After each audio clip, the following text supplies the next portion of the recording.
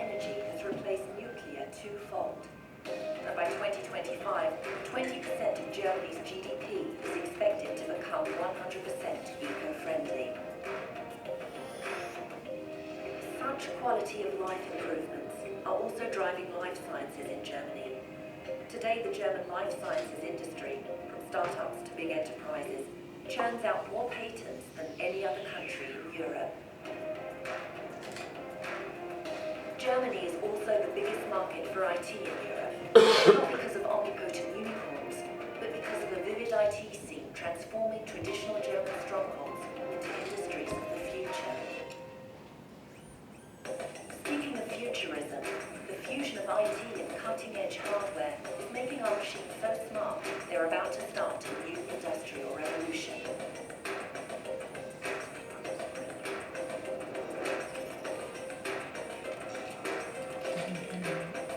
You see, Germany works because all of its parts work together, a smoothly run engine that powers business. Your business. Germany works.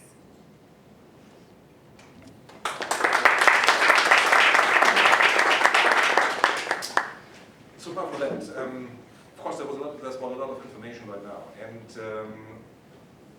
very often the question arises: okay, if I want to do something in Europe or in Germany, how can I proceed? So allow me very briefly now, because I'm really at the end now of what I want to say, very briefly to introduce the company I'm working with, which is a governmental company.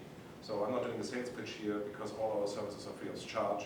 I just want to inform you that the opportunity to tap the German market can be reached with us.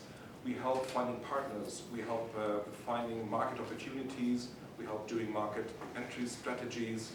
And this is particularly relevant for many companies, we know about regulations.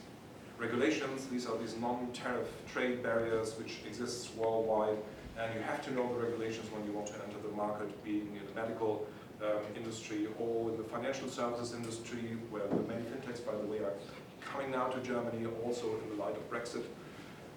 We know about the regulations and we know how to handle them because we have the connections to the regulatory authorities here in Germany.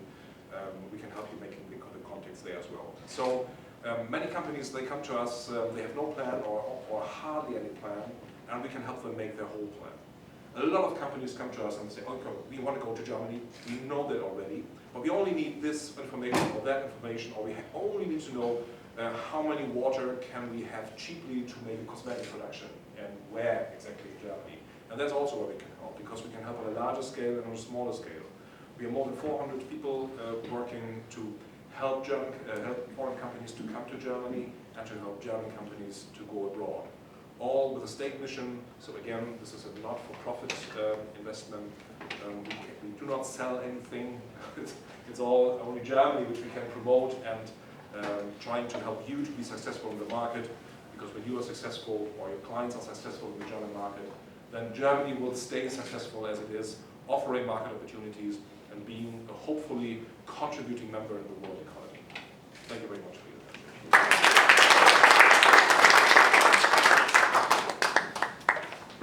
Sorry, can I just ask if anyone has any Sure, questions? sure. Yes, Anand, please. Yeah. Zebedee, will you pass the mic? You just have to press that red button. Here.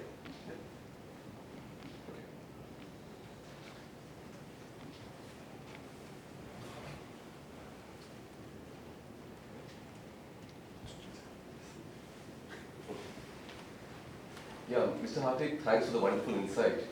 So I have a consulting firm based in India and frequently receive inquiries from my Indian clients who are looking to actually expand into Europe. Okay.